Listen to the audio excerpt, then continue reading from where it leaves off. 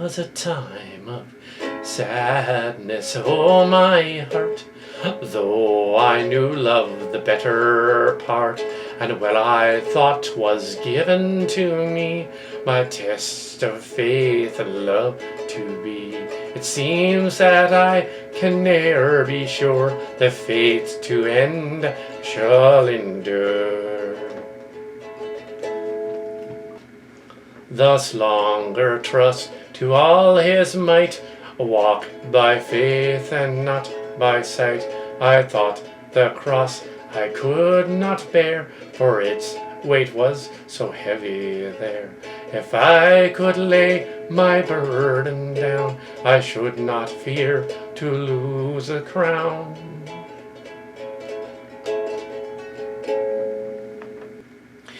Evening shadows seem quiet to tell, and weary though my spirit fell, and then there came a heavenly light as to come my raptured sight.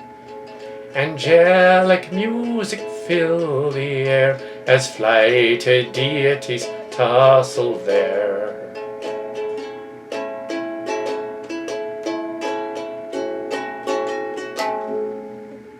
Then one who bade them bow the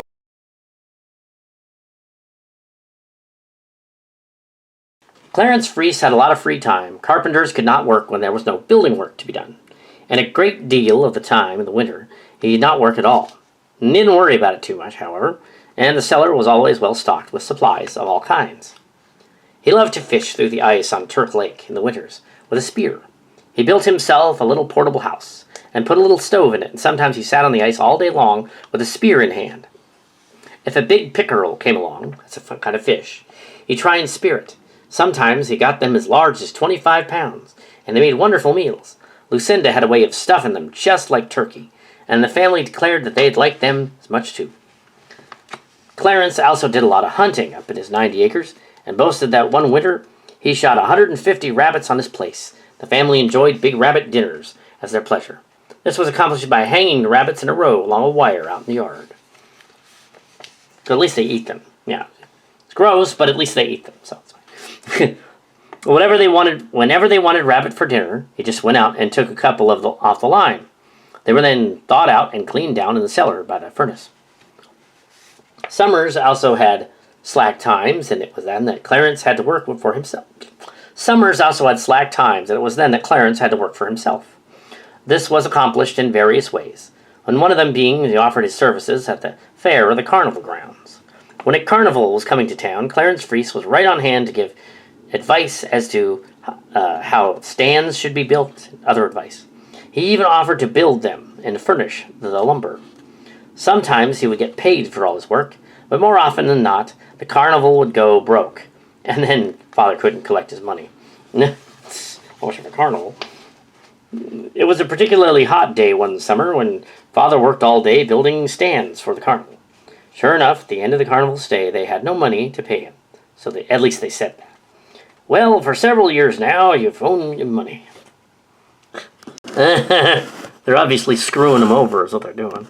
Build our stands for us and we'll leave. It was a particularly hot day one summer when Father worked all day building stands for the carnival. Sure enough, at the end of the carnival's stay, they had no money to pay him. And they said, well, for several years now, you've owed me money, and I think it's about time you reimbursed me for a lot of my work. You'll just have to think of something you can give me as payment and part of what you owe. The carnival owner wanted to be as fair as he could about everything, so he told Father that he would just take something. Whatever you want, just take it. And I guess it'll be all right. Just looking around first and let me know what you want. So Father looked around, and his eyes rested on a dummy doll rack. It's a type of trunk of balls, and it's a game. And he took it down, and he said, "I'll take this." So this is the way it came about that the Freese children were the most popular ones in town for a long time with their dummy doll rack. So it's like a device for it's kind of like that Italian game where you toss the ball into the hole and there's like a bunch of little figures and you hit the figures and knock them down. It's that. Yeah. Like a whack-a-mole, but it's dummies. It's like straw men. It's like that. So that is the way it became about, that the Freeze children were the most popular ones in town, for a long time with their dummy doll rack. The children had their own home-produced circus. It started with the dummy doll rack, and grew from a sideshow like no other. They charged a penny to try 3 balls and knock down the dolls. If you could hit them square enough and hard enough to knock them down, you could get in on their circus for free. Otherwise, you had to pay 10 cents to see it. They actually got neighborhood children to pay on some occasions. Clarence Freese put up a big tent and a small tent for the children's circus, and in the small one had their sideshow. Clarence Freese put up a big tent and a small tent for the children's circus, and in the small one they had their sideshow. The Freese children, of course, didn't really amount to much of anything, but it was a lot of fun for the children. Their parents, though, had kept them. Their parents thought it would keep them out of mischief. It tended to keep them fairly busy, at least, and Mother liked it that they were in their own yard, and she knew where they could be found. The boys had seen so many circuses that they were very circus-minded, and they had their own ideas as to what they wanted for their sideshow. They had made big signs for various things and small boxes to put them in. They had claws of death. This was a pair of lobster claws that had been saved from the one and only lobster the Freese had ever eaten. When Lucinda found out that the lobster had to be dropped alive in boiling water, she never would allow another to be brought into the house. So she was okay with all the other animals being killed and then eaten, but a lobster just horrified her, yes. And then this one is the world's finest bird egg collection. It probably was the finest. No tree was too high to climb for the eggs, and they were arranged on a huge board with names written under them. Or the world's finest butterfly collection. Each butterfly was different and colorful. A big pin was stuck into its body that held it fast to the big board. But then there was Pig of Awe. This pig was the only one they owned, and had been caught at a carnival. Whoever caught the greased pig could keep it, and Clarence had caught it. The pig on display, like the other things, was just to see. The boys had used red paint to make stripes across the pig's back. It was a lot more ludicrous than awe-inspiring. And then there's Sea Diving Monster. This was a huge bullfrog the boys had been to a great deal of trouble to catch alive. They had a big sign above the tub of water. First you listen, and then you look. The noise the bullfrog made was really weird. Hear the ocean roar. This was a large seashell, and it was passed from one child to the other. When they put it up to their ears, it did sound like the ocean roaring. Dangerous Dan. This was a huge snapping turtle, named after Daniel. The one boy always poked a stick around it a bit to show how it would really bite and hold on. It was safer to stay at a distance. And then there was Prehistoric Skull. This was the skull of a cow that the boys had dug up somewhere. Biggest fish head in the world. The boys had saved the head of a 25-pound muskaragi. That's a kind of a fish. Which it was by no means the biggest in the world. It was a record catch for Father, and he was so proud of it he had it on display in one of the local stores for a few days. It became an attraction after it was reduced to just a head.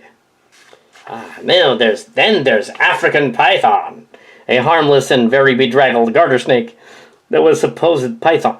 The children would almost feel sorry for it.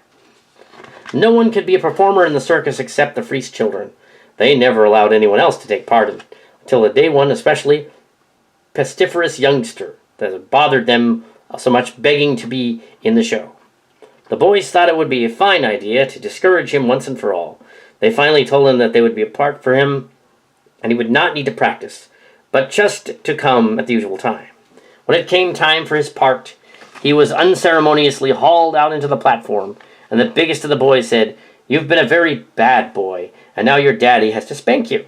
And then he took the little fellow across the knee and began to spank him. Great. The louder the boy yelled, the more the audience laughed. It was a completed... The louder the boy yelled, the more the audience laughed. It was completed an unrehearsed performance, and the boy kept yelling, "My pants are thin, my pants are thin." He tore out of the tent and ran home the first chance he got. Bright and early the next morning, he came back to play, as no time in saying that he never wanted to be in the show again. The boys told him that if they hadn't needed a bad little boy to spank, he would have never been in it in the first place. To his credit, it may be said that he never bore a grudge and was the most loyal of friends. Oh, bats. The free circus was a lot of fun and very imaginative, and the family had many fond memories of having it. Poplar Palace, not popular, Poplar Palace. Poplar Palace is poplar's a kind of wood. The story of the Freese family growing up would not be complete without mention of the Poplar Palace, a country seat home on Turk Lake. It got the name for being surrounded by poplar trees. After a great deal of conferring with the family, they finally arrived at this and the name they wanted for their country seat, as they liked to think of the cottage at a nearby lake. It had meant a lot of hard work by all of the men in the family. No one had worked harder than Clarence, for while the boys helped with the clearing of the land, the actual labor of building the cottage fell to him. He wanted to do most of the carpentry. The cottage was not made of all new materials, but the flooring and the roofing were new, and it was a great day for the family when it was completed, and the big placard affixed above the door called the Poplar Palace. The placard was handmade by the boys and couldn't have been painted a brighter shade of red. One night, a small cyclone blew the roof off the top of one of the more important outbuildings, and there wasn't anyone quicker to take advantage of the situation than the younger two brothers, Roy and Ernest. They popped a ladder up behind the building, and all day long, when anyone went to the boys, peered over the missing roof and down into the building. They weren't discovered for hours, and when they were, everyone who had been to the cottage outbuilding that day also cast a wary eye upward to see if they were still in there. They continued for many years, and even when they grew older, and they did not spy on anyone from the building anymore. The girls sometimes imagined they were there. Inside the cottage, the walls weren't furnished with any kind of wallboard, so that the studs and the beams stuck out. In the middle of the large one-room structure was a double bed with a wraparound curtain on a rail. They had put out an old grand piano in the cottage to play, and spent many times playing it, and over time it was out of tune, but never got tuned again. Out in the back, in addition to the outhouse and changing room, there was a well that kept the cantaloupes and the watermelons to keep them cool in the water, so they would be served up on hot days. Big crowds came and ate lots of food. The melons didn't stay long. If the family thought that the cottage surrounded by poplar trees was to be a haven where they could relax, fish, and swim, they were greatly mistaken. Clarence enjoyed the cottage as much as the guests did, but the children were stuck with cleaning it afterward. Clarence had worked so hard that now that he could just blissfully forget anything resembling the word work, and fishing to his heart's content. His greatest pleasure was to get up at about 4 in the morning and fish for bullheads. That's a kind of fish. One meal the family cooked 55 bullheads. Yes, that's right. They were all eaten too. Bullheads are medium-sized fish with ugly stingers, and they're mudfish found in lakes. A bit like catfish. They even sting you bad, if you weren't careful. Clarence rarely got stung. The family brought in an ice cream churn to make ice cream homemade for the adults, the children, and the guests. Guests came from far and near, and some of them drove as far as 200 miles to spend weekends at that cottage. They never forgot to bring along their bathing suits, but it never occurred to them to bring their own bedding or towels to get meals. The cottage was loaned to guests with the express consent they didn't need to pay for the food or the washing, so the food and the laundry bills at times were frighteningly high. Some weekends, none of the family went to the lake, and the guests took over everything. They used boats, fishing tackle, etc., and no expense, of course, to themselves, and it was such times that the Freese younger adults and old men learned lessons in hospitality from Clarence. He said it didn't make any difference if he took his last cent. A guest always must be made comfortable, and the guests certainly were. Sometimes the cottage would be found in such condition that after a weekend out-of-town guests, that it would take 6 or 7 hours to clean it up and put it back as soon as it should be. This is a source of great aggravation to them. The family who turned it was to clean up the place afterward.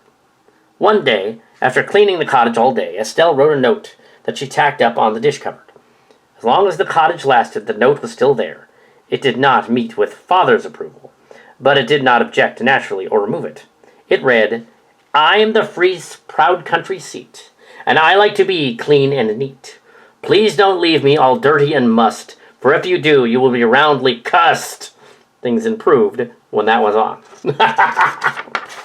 Note, the Poplar Palace stayed intact until Estelle Freese was married and then was known as Estelle Brown. and had children of her own. Still, the siblings also had children that spent time there. Her children, Martha and Robert, that'd be my father and my aunt, remembered the cottage well, and that it still stood on the edge of the lake as a vacation spot as late as the 1920s and 30s. Robert Brown, my father, recalled the details of what was in the cottage at the time. He remembered it from when he was a boy. It only had one outbuilding, and when he saw it, he spent a summer or two there. The cottage burned down in 1960. Clarence Freese was very proud of a few possessions, his gun collection and his dogs. He had a specially built cupboard for the guns, and he had the single and double-barreled shotguns of 10, 12, and 16 and 20 gauge. Each of the boys had their own Winchester rifles. It's kind of like the Old West, so yeah, of course it did.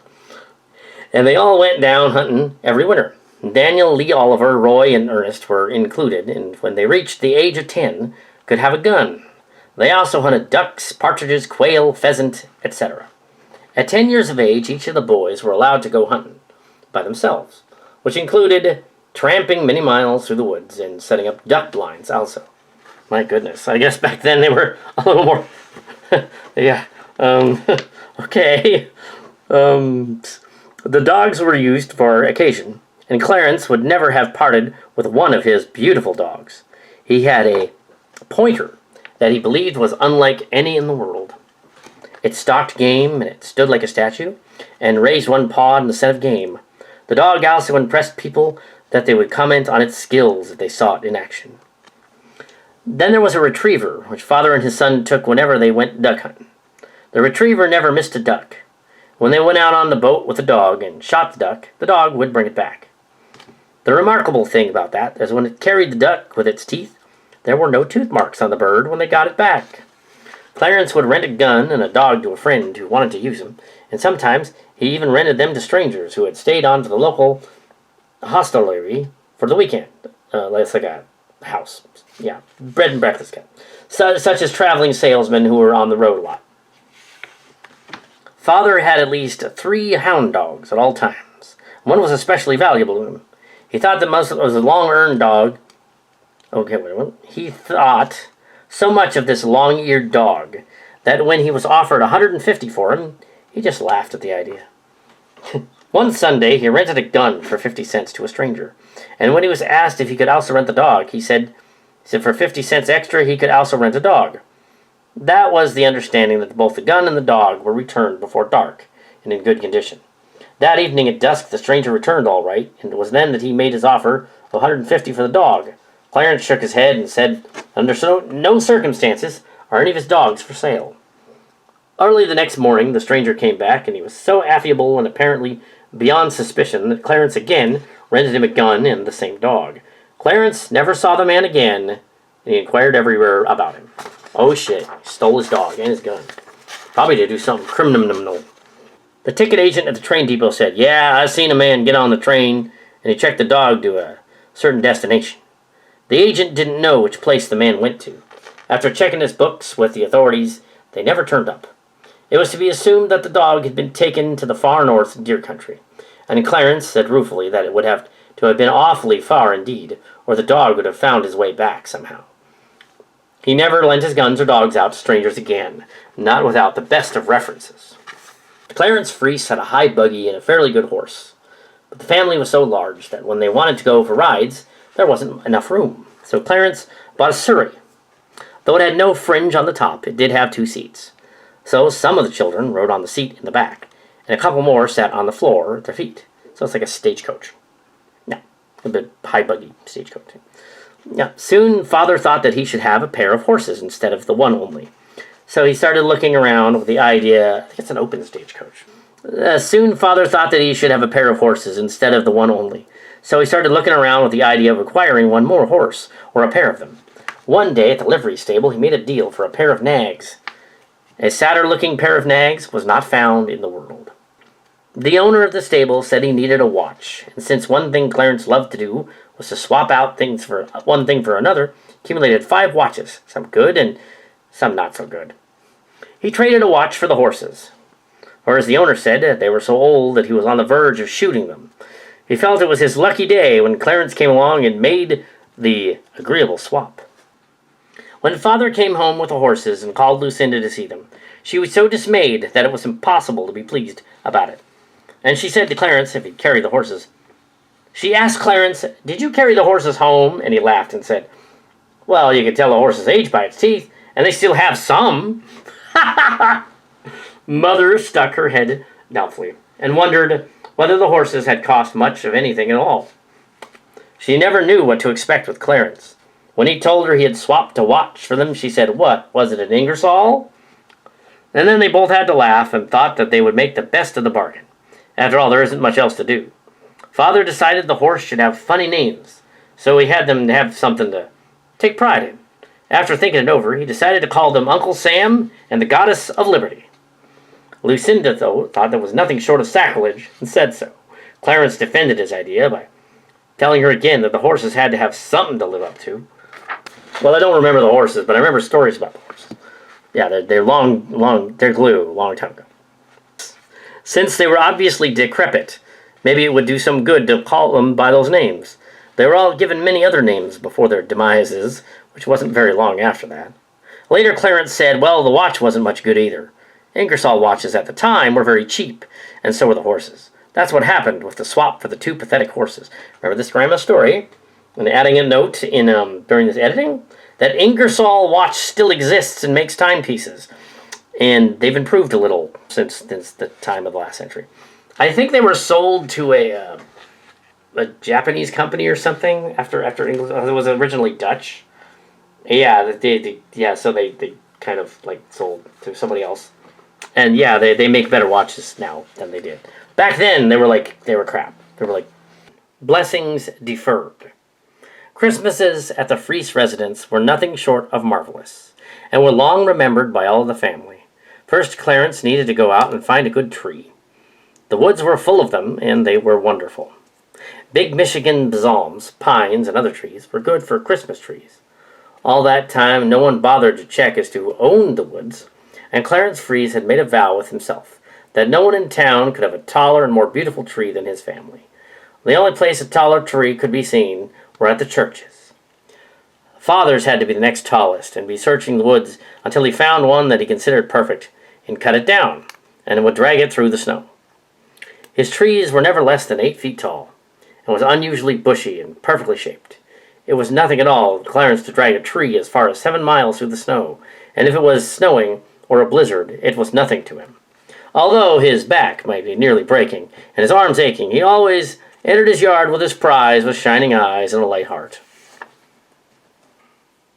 The children spent many happy hours making the trimmings. Rows of popcorn were strung on the strings, and the children were allowed to make their own popcorn balls.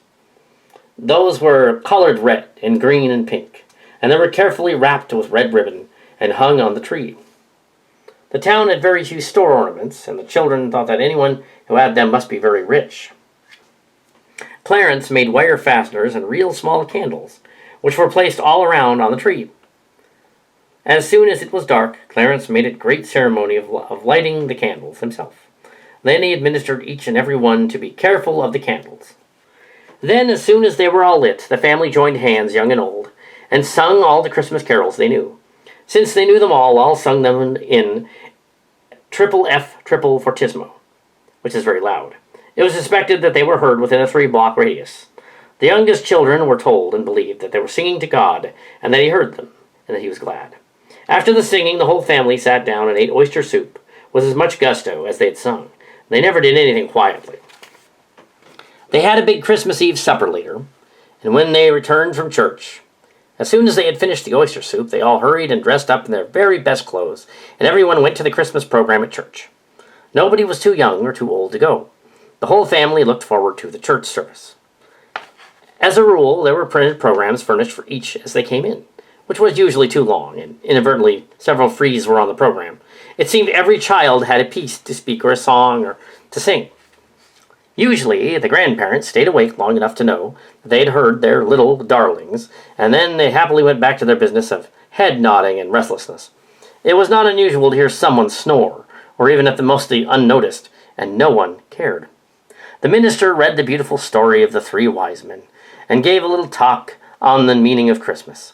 The congregation sang Christmas carols, in which the Frees joined in, eagerly, despite the fact that they already sing all earlier in the evening at home.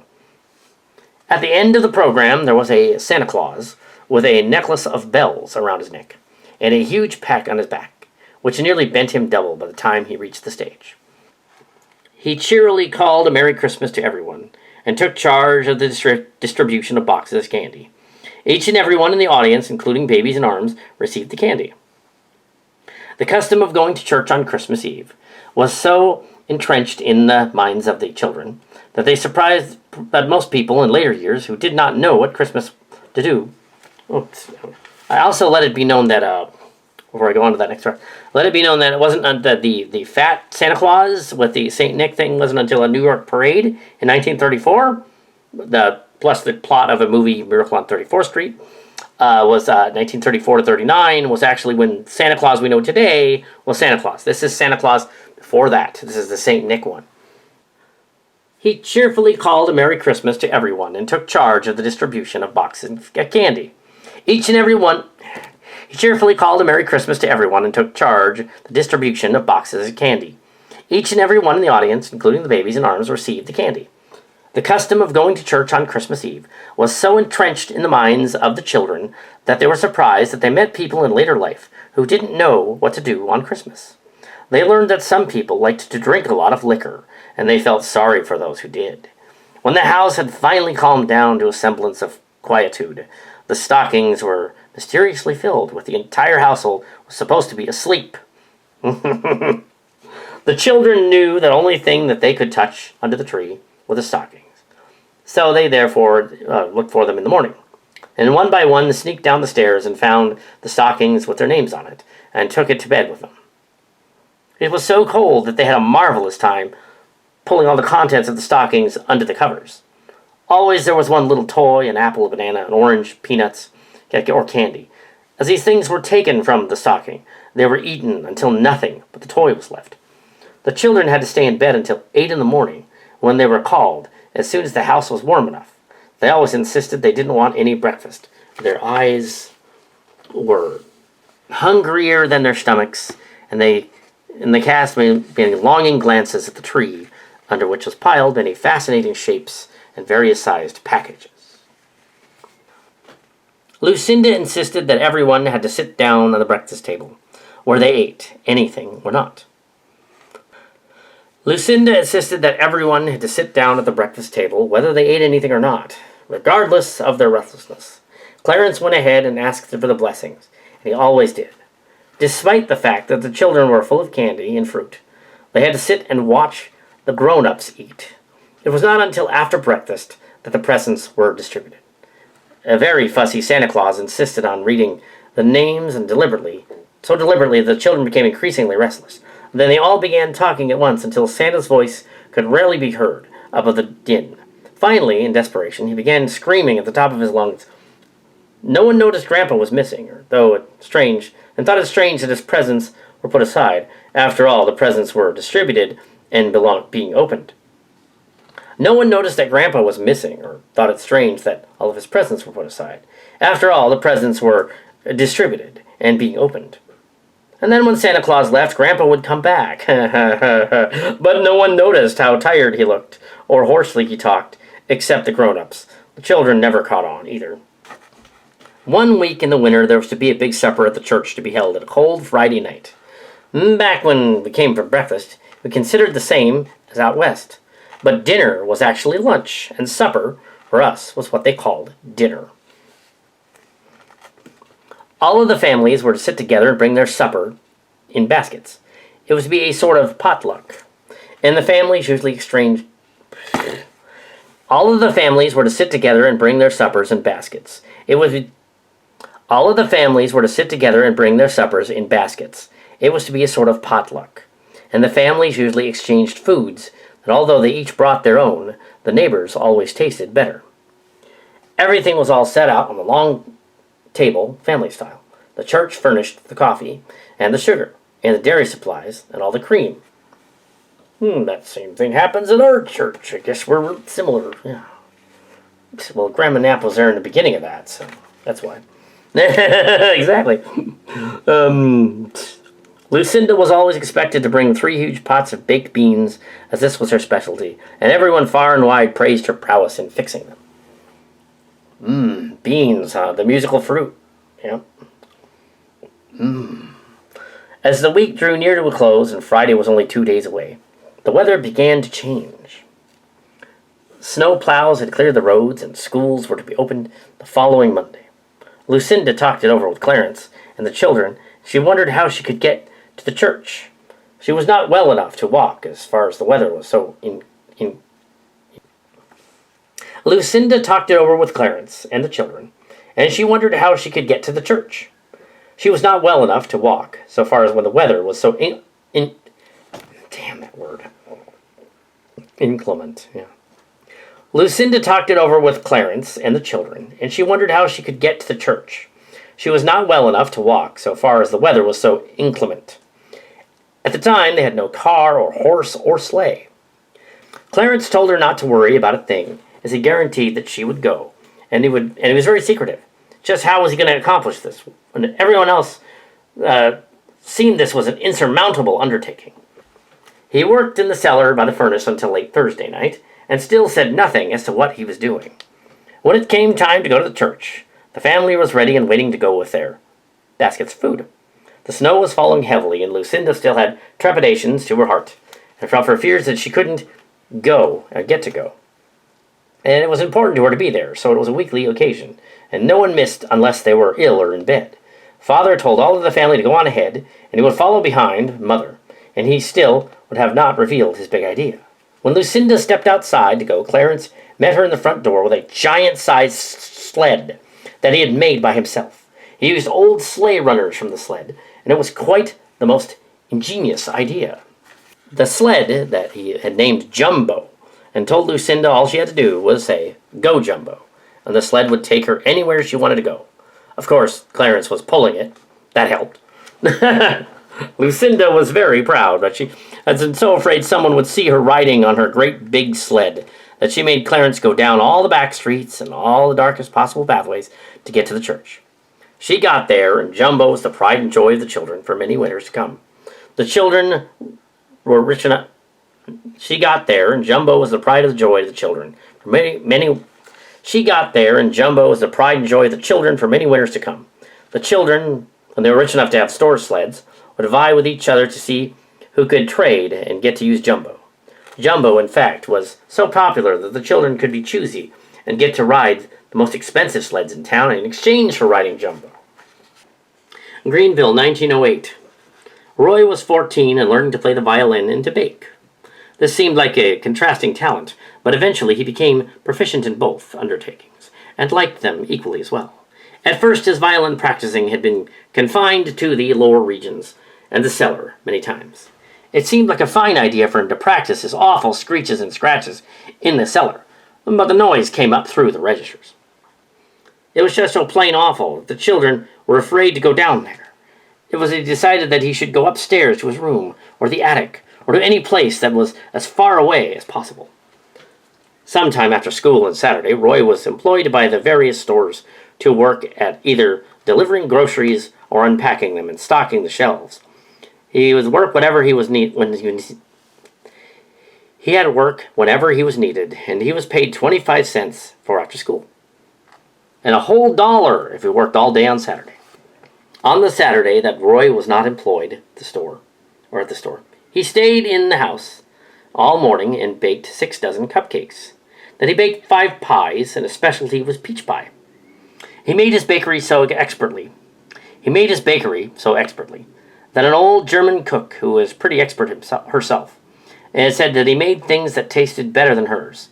He felt quite elated, and made it a special point to see that she always got a sample of his wares. Ray never failed to shoo the children out of the kitchen. Or it should be Roy. Roy never failed to shoo the children out of the kitchen, and if possible, one of the house altogether, when he was going to bake. His greatest pleasure was after all the cupcakes were baked and cooled, to frost with them in special icing. Half of them were frosted with white, and the other with dark icing. The reason he especially enjoyed doing this was because all of the children by this time were watching him through the big window. Whenever there was a first, whenever there was a, Whenever he would frost a cake, he would show them how he could drizzle the frosting into his throat. He made a special point of holding each cake up as it was to be frosted, and let them see it. As he would spread the frosting on and keep watching them out of the corner of his eye, he's sure they were secretly jealous of him. In spite of the fact that 6 dozen cupcakes and 5 peach pies were baked every Saturday, it wasn't enough for the hungry household, as there were 12 loaves of bread brought from the bakery, and yet there was never a crumb of anything left to eat by Monday morning. Roy got very good at playing the piano, also, and played with his siblings in a family band affectionately called the Agony Concert Company. The Freese were all musically inclined, and besides having an organ to learn to play, there was also now a piano. This was greatly admired by all the family and their friends. The older sister, Pearl Esther, ever being the aggressive side, had located a piano teacher who offered to give her a piano lesson every Saturday for 25 cents. She walked the long blocks for her lessons each Saturday afternoon, and promptly came home and gave the same lesson to her 2 younger sisters. So it was that the children, who wanted them, had piano lessons 3 for a quarter, and the original teacher never knew her wares were so cheaply sold. Being quite a philanthropist in her own right, she probably would not have been disturbed. And she found out. The fact is, the piano teacher played the organ in the Methodist Church for 25 years, and was a highly reputable teacher and very fine artist. Those in the family who did not play the piano played the violin, the cornet, the clarinet, and the trumpet. The one who was the least musically inclined pounded on a drum, which could seldom be silenced because that person was so enthusiastic. The drummer was blissfully indifferent to the fact that music was often told to, in uncertain terms, that he was not the soloist, and many lively arguments ensued. When the family got together nearly every evening and Sunday afternoon to practice, they called themselves the Agony Concert Company. If the neighbors had not been so kind, it is to be suspected that they would only too vociferously have agreed the name was appropriate. The children all learned music the hard way, i.e., by the criticism of the older ones who had teachers. And more often than not, the criticisms were to be the most scathing kind.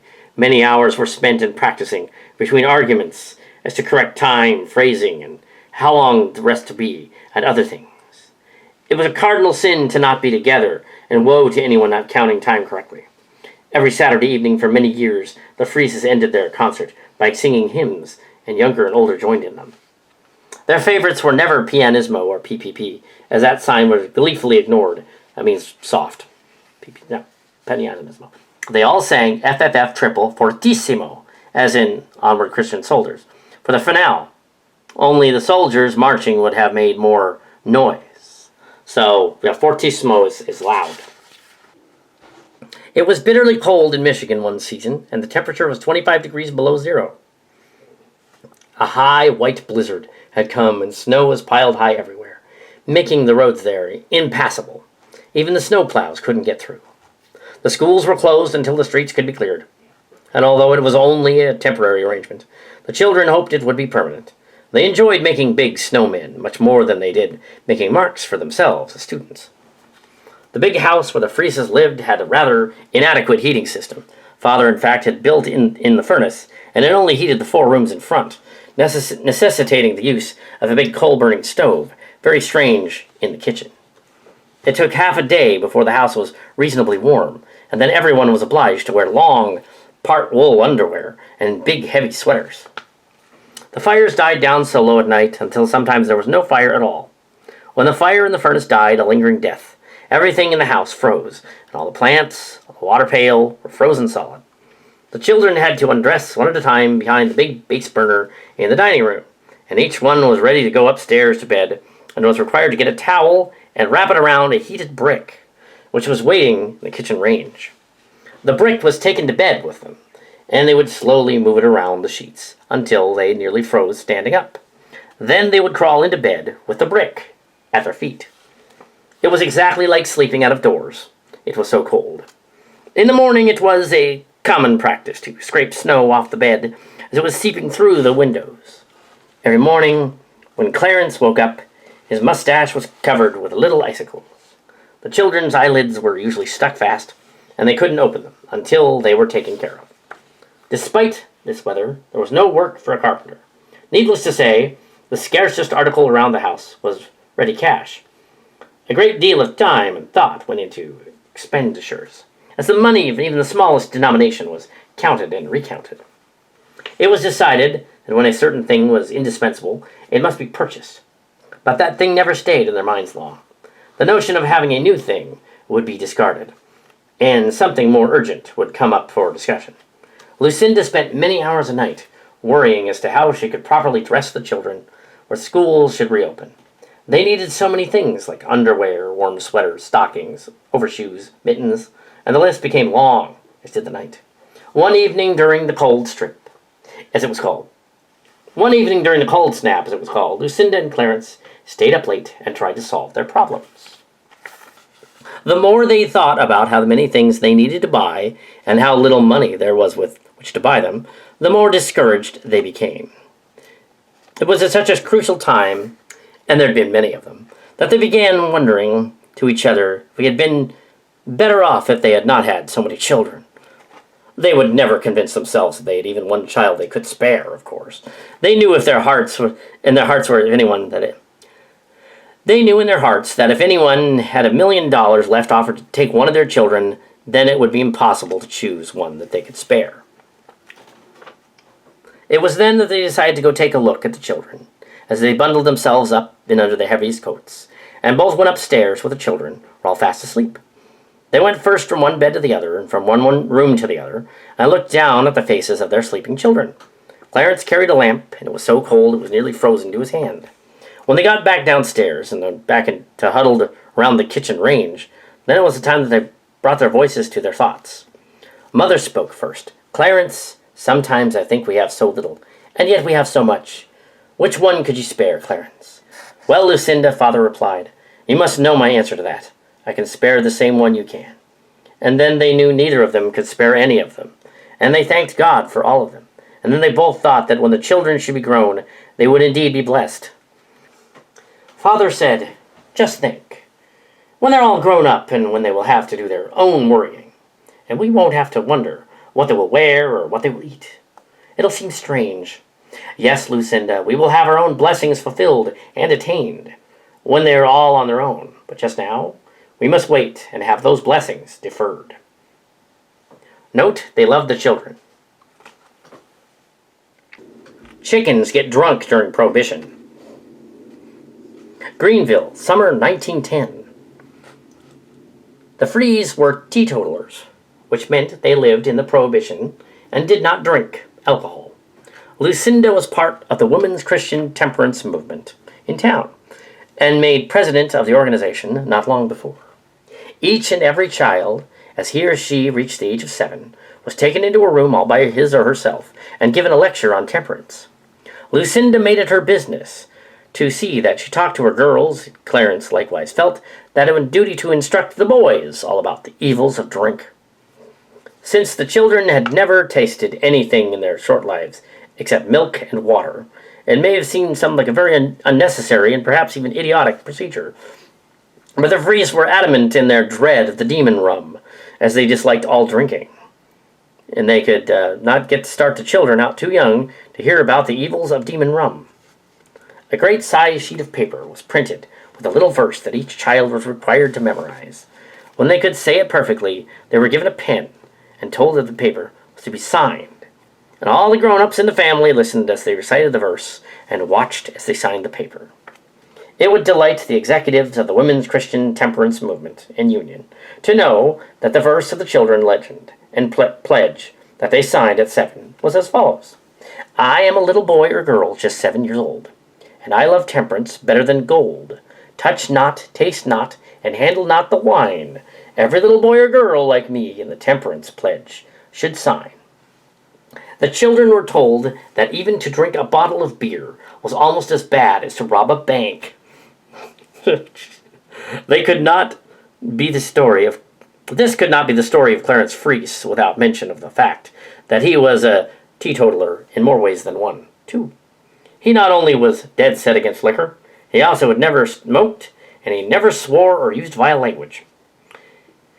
He took very seriously his position as a father and told anyone that he would listen. He He took very seriously his position as a father, and he told anyone who would listen that he felt as if he had to be an example to his children. He not only preached temperance, he practiced it. The year was 1910, and Lucinda was president of the local version of the Women's Christian Temperance Union. And the children incident involves an embarrassing day for her, involving elderberries, chickens, and sobriety. The weather was extremely hot in Greenville that summer. Had Estelle found the courage to look at a thermometer, she would have been comforted by a reading of 105 Fahrenheit, and instantly would have felt hotter. The oldsters declared that they had never known it to be so hot on all the years they had lived in the state. As the thermometer climbed to 107 Fahrenheit, if one was on the street, he might come across a farmer venturing out for supplies who didn't see at least discomforted by the heat. Estelle was 14 years old and was sent downtown to buy some sugar for canning. Estelle met a farmer who had ventured into town for supplies, and he said that he didn't mind the heat, as it was good for his corn. Then he laughed and said it didn't seem to improve anyone's disposition, and everyone he'd met so far looked witted and talked of nothing but the heat. In the small town where we lived, Lucinda was greatly respected by the townspeople. Besides having 9 children and a big 14-room house, she found time to entertain with monologues at the local Grange Hall on sobriety. She prided herself on the fact that no beer or liquor had ever crossed her threshold, as she expressed it. Yeah, so I guess when Dr. Beck drank, he drank outside. Yeah. She was such a teetotaler that it would never have crossed her mind that she could have accidentally intoxicated anything. She was mortified that people drank, and wanted people to be teetotalers like her. Then what happened that hot summer day made her look a little foolish, and embarrassed her to no end. That August day was much too hot to can fruit. But what could she do when the kitchen was piled high with freshly picked raspberries, boxes and boxes of them, some red and some black? Lucinda looked at the raspberries and sighed. She was glad that she had help, but still was no small task to get the fruit from the boxes to the kettles, and then into the jars, where they were yet boiling hot. Canning was a necessity as ironing as any other household task that needed to be done, as is attested by the large amounts of various fruits grown in the backyard, and the hundreds of jars eaten in the winter time. Yes, it seemed to be one disliked task after another, and one wondered if there would ever be an end to it all. The supposition was that everything properly had to come to an end sometime, but then never seemed to end to work. She made her way very leisurely to the fruit cellar to check up on her empty jars. Anyway, she thought, it might be cooler in the cellar, and it certainly couldn't be any hotter the way she felt at the moment. Reaching in behind some empty jars, she had touched several jars that seemed to be filled with something. She lifted it out and took it by way of the window, where the light was better. It looked like a jar of elderberries, and it was very, very spoiled. She looked carefully at the date on the jar. And it was dated Elderberries, August 1905. She went back and found that there was 8 more jars of spoiled berries, which had been canned 5 years before. No wonder they spoiled, she thought. Being way in behind there, they got missed, so I'll have to throw 'em out. She then began to wonder if chickens liked elderberries, spoiled or not. But not knowing the answer to her question, she decided to pour the spoiled berries in the big pan in the chicken coop. She figured if the chickens didn't like them, they would just leave them alone, or no harm would be done. At this time, Lucinda only had about 50 chickens. At one time, she had 300, but began eating them when it was decided that it was too expensive to buy the extra feed necessary to raise them from baby chicks. Chickens, it seemed, were always hungry, but her 50 chickens seemed to thrive on anything in the line of food. Things often were thrown to them, which no self-respecting chicken would ordinarily eat. They didn't seem to find, and they ate odds and ends of almost anything imaginable. It was quite a while before she checked to see if the chickens had liked this latest treat she had poured into their big pan. The chickens had obviously eaten a lot of the berries, and so many of them were gone. she first noticed that the pan was nearly empty, and then she looked at what had been her beautiful white leghorns. That's a kind of foghorn leghorn from Looney Tunes, yes. He's a leghorn. But yeah, that ain't out yet. This is only like 1910. So yeah. Yeah, so the chickens had obviously eaten a lot of the berries, so many of them were gone. She first noticed that the pan was nearly empty, and then she looked at what had been her beautiful white leghorns. What she saw was most bewildering. Never were chickens such a pretty color. They had splashed the gorgeous purple elderberry juice all over themselves, and she thought they looked almost attractive in their purple-tinged white feathers. Looking closer, she thought that she must have been seeing things. The chickens were not acting right. They appeared neither normal or natural. They were wobbling around, some first on one leg and then the other. Some were falling down and rolling around on the ground. Some were weaving and some looked sick. And all of them looked about ready to die. Oh. What in the world is the matter with my chickens? Lucinda thought. Just then she looked up toward the street, in front of her home, and saw Ray. Who knew the family walking by? Okay, Ray shows up again. Ray. Just then she looked up toward the street, and in front of her house, and saw Ray. Who knew the family walking by? She called to him and said, "Come take a look at my chickens. They're falling down and they act like they're sick or something. I can't imagine what's the matter with them." Ray came over to the coop and took a look at the chickens. Then he turned to Lucy and asked her if the chickens had been eating anything unusual. She said, "Well, I guess you could say so. All I did was pour several quart jars of fermented elderberries in their pan. As you can see, they've splashed the juice all over themselves, and a lot of the berries are gone, so they probably ate a lot of them." "How old were the berries?" this friend asked. "Well, they was spoiled elderberries, canned in 1905, which is 5 years ago.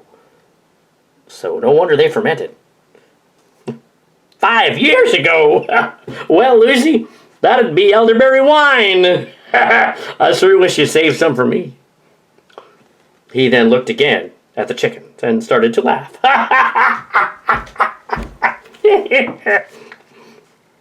If you want to know what's the matter with your chickens, I can tell you right now. They're drunk. Lucinda was very mortified. She had such a teetotaler that Lucinda was very mortified. She was such a teetotaler that she never considered the likelihood the chickens would get drunk because of her. She made Ray promise he would not give her away, and she wouldn't want anyone in town to know the head of the WCTU had gotten her chickens drunk. She always thought that it was so bad a job to rob a bank so as to get drunk. No. She always thought it was as bad a thing to rob a bank as it was to get drunk. Ray solemnly promised that he would never tell a soul. And he didn't, for 5 minutes. That's how long it took him to get to town and tell everybody he saw. To him, this was a very funny story, and shocking, considering that Lucinda Freese was so shocked and mortified, and knew she'd left an improper drinking binge for her chickens. In fact, the more mortified she got hearing it, the more mortified she got hearing it, the funnier it got, until she just gave up and started telling the story as a humorous, embarrassing moment.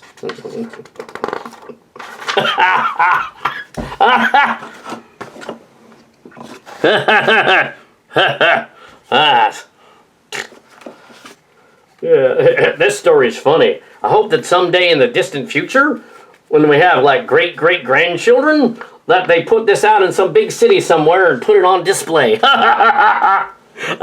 Clarence. Maybe a moving picture or something. Time flies. Ooh. Greenville, 1911.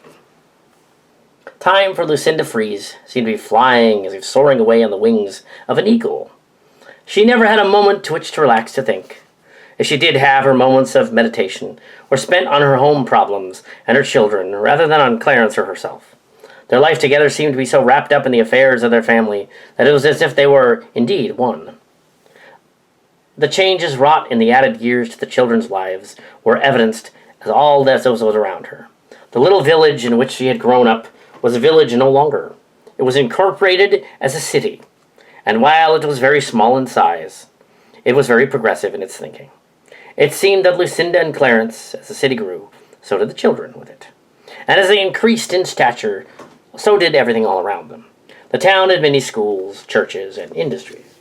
Grand Rapids, the big city, had fast become the furniture center of the world, and they were very proud of this nearby city, as well as the little Greenville where they lived.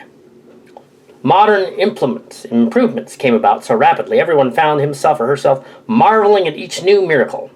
First the railroad, the invention of the telephone, and electricity. They could remember when there was no such things, and now they were becoming common. Just something everyone had a matter of course, and appreciated less as they went on. It seemed everyone accepted each new miracle in his stride, and they would stay along themselves, as if nothing could surprise them. Clarence had his house wired for electricity, and the modern improvements with the rest of them. His big house seemed smaller as time went on. Frugality was a virtue, and no one had a lot of money, and no one seemed to want a lot of it. What they wanted was peace and happiness for themselves and their families and a decent living. This is what they had. Children always found their parents home with them in evening, and there was no such thing as a child with a door key around his neck or her neck. As a point of fact, few of the homes were ever locked, and there was never a time when a back door was locked.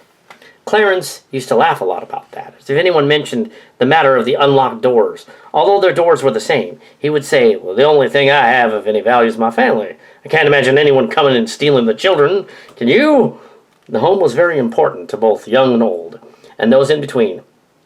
It seems a way of life, which is not gradually, but fast disappearing from the American icon. The family prayed and did blessings each time that they ate at the table and thanked God for the security he afforded them. Few parents could provide in those times everything that their families needed, but the Freese family managed to survive by the grace of Christian living. Note, Estelle does not go into her teen years at all, but rather mentions the years of her siblings. Greenville, 1916. Olive Lillian Freese had grown up and gone to a distant city to continue her piano studies. Pearl Lester Freese, her sister, had first given her lessons. Then as she grew older, and there was more money coming in, she was allowed to take lessons from a very fine teacher, who just started a career for herself after graduating from one of the country's finest musical colleges. By that time, Olive went to musical college herself, and she was already quite an advanced pupil. Upon her graduation from the musical college, she turned to the profession of teaching piano, and had at one time about 35 pupils. She said she had to have so many that in order to know that she had any, as they were so irregular about coming in for their lessons. One day she sent the following letter home to her mother, Lucinda, and her father, Clarence. "Hi, folks. You'd be surprised to hear from me once again, as I bet you're wondering what in the world happened to me as I've been unable to write so long. I hope you didn't worry too much, and you'll never guess in a million years what happened to me or whether I've been. I've just released yesterday, and I'm not back in my rooming home. Boy, was the landlady mad at me. Don't get too excited when you hear, as I was just been released from the pest house, a contagious disease hospital. Believe it or not, the doctor said I had the smallpox, and they stuck me in there. I don't think I had the smallpox at all, but the doctor said I did.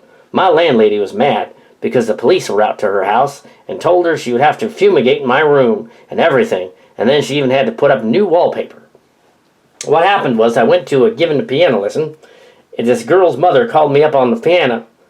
Well, what happened was that I went out to give a piano lesson, and this girl's mother called me up on the phone, and she said her daughter wasn't too sick to take her lesson, but she was too sick to come in and take it. And, well, when I get there, well, I made the long trip to 2 streetcars, and boy, did they have a small home. Well, this girl had some spots on her face, and had wondered what had to her mother assured me that by saying, "No, don't be afraid, my little girl just had the chicken pox, and you needn't worry." Well, this girl had some spots on her face, and I wondered what she had, but her mother answered me by saying, "Now, don't be afraid, my little girl just has the chicken pox. And if you already had them, you don't need to worry. I told her I didn't know, but I guess I had it when I was a kid, so I gave the girl her lesson. And naturally, she was to sit on the stool right beside me. Well, later, when I broke out with the same spots, the doctor said I got the smallpox, and he railroaded me into the pest house, and I couldn't do a thing about it. I was very sick, but I was sure awful mad. You know what? All we girls who went to that music school got the habit of going to real good concerts, and they let us usher in so we have to pay those big prices to get in. Well, I thought she was on good terms, and I want to meet her. So I went right up to her and her concert, and I introduced myself. I told her I enjoyed her concert so much and that I was a piano teacher. Madame Schumann Hink shook hands with me, and she was just awful nice. Wow, Madame Schumann Hink. There's a famous piano lady right there. Yeah, wow, that's something. I told her I enjoyed her concert so much and that I was a piano teacher. Madame Schumann Hink shook hands with me, and she was just awful nice. Well, and I sure showed that Madame was vaccinated for smallpox, and if not, I hope she didn't catch it from me, and I sure broke her right after there as I shook hands with her. Oh, no. You watch in the papers and see if she got it. As far as I didn't sink it yet, I love Olive. Madame Schumann Hink was a famous opera singer. Everyone had her recordings. 3 of the girls and 1 of the boys had the great pleasure of working as professional musicians at some point in their lives. They also look back upon those days as wonderful, exciting, and eventful. Estelle and Pearl sang, and Olive taught piano. Roy played the violin throughout his life and had his own dance orchestra. The little town of Greenville had not to be outdone by other towns of its size, and soon as it became the rage, it had 2 silent movie shows. Pearl was hired to sing for the still pictures, and she was so afraid she wouldn't get a job, she applied to both movie houses at the same day. The result was that they'd heard her sing, and they both hired her. In order to keep both jobs, the managers of both shows arranged to have the movie going on in one while the stills she sang were going on in the other. Because back then you had to play the music, see, for the movie, because they didn't have soundtrack, so you'd literally play the soundtrack on the piano. It's literally what they were doing for the performance. But yes, in order to keep both jobs, the manager of both shows arranged to have the movie going on in one while the stills she sang were going on in the other. She would run across the street back and forth to sing at both shows. Since they were just across the street from each other, it saved the day for her as well as both jobs. Olive played the piano for several months at one movie house, and she was not in a position to see the screen as the piano was directly under it. During one very exciting picture, the villain was soundly thrashing the poor little tragic child. And all through the procedure, the piano was playing. He was tying her to the tracks, of the train tracks. He's going to tie the villain, tie her up, but the funny thing was that she was given the wrong music. So she was playing "I Love You Truly" and "Let Me Call You Sweetheart," and it was not until after the movie that the piano was moved to a more strategic spot. However, at the time, it caused the director to laugh. Note that the period of history, later called the Roaring Twenties, begins, although again, very little of it is mentioned.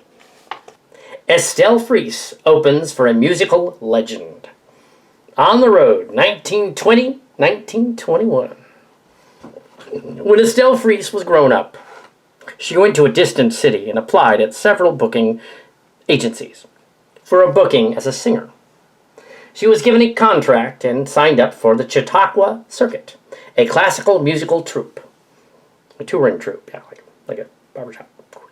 Like a barbershop, but more like a musical circus. Not a circus, a musical touring group. Yeah, that's what it was. Chautauqua Circuits. Yeah.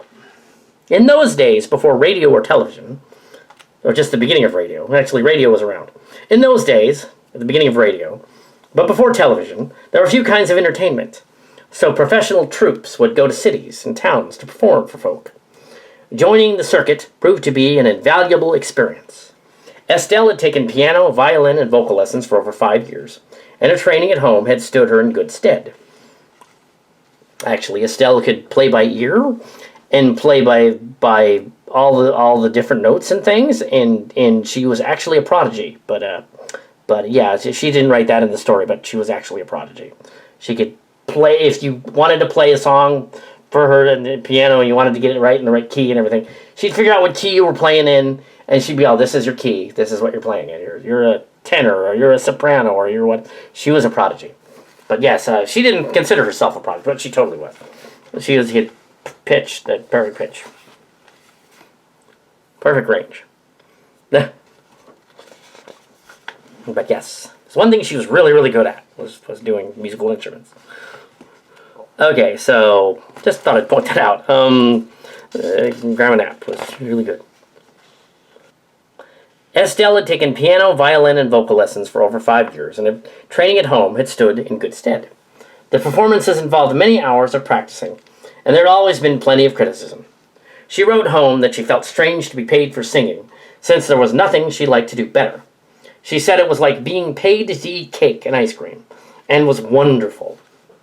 It was at this time that in Greenville that the mailman was very busy indeed, because there were many letters being delivered to the Freese family. One of the letters begins as follows. Hi, folks. This is from your new professional musician, and here I am way out west. You know, music, you always said you showed off your educational lessons at the Grange meetings. That is, you could speak pieces that made people cry. You felt you were a success. Well, you'll be glad to know that your daughter is a musician.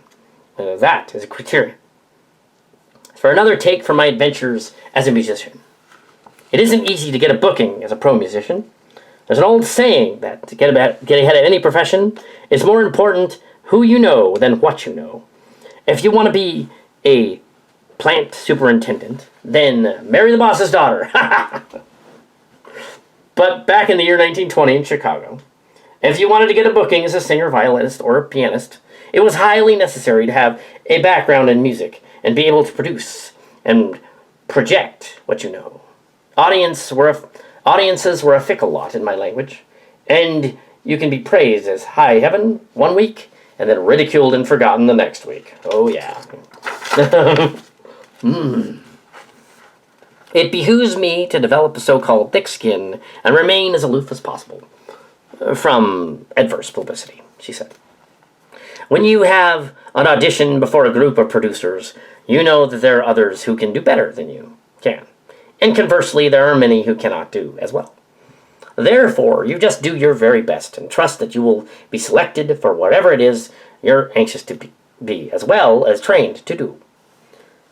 What stood me in good stead was first taking a job as a receptionist and stenographer for the booking agent.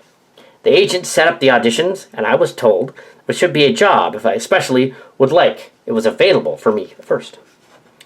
That's the reason I auditioned for a job with several others and was hired to go from Chicago to Tulsa, Oklahoma with a 5-piece orchestra and an extra lady who was a professional yodeler.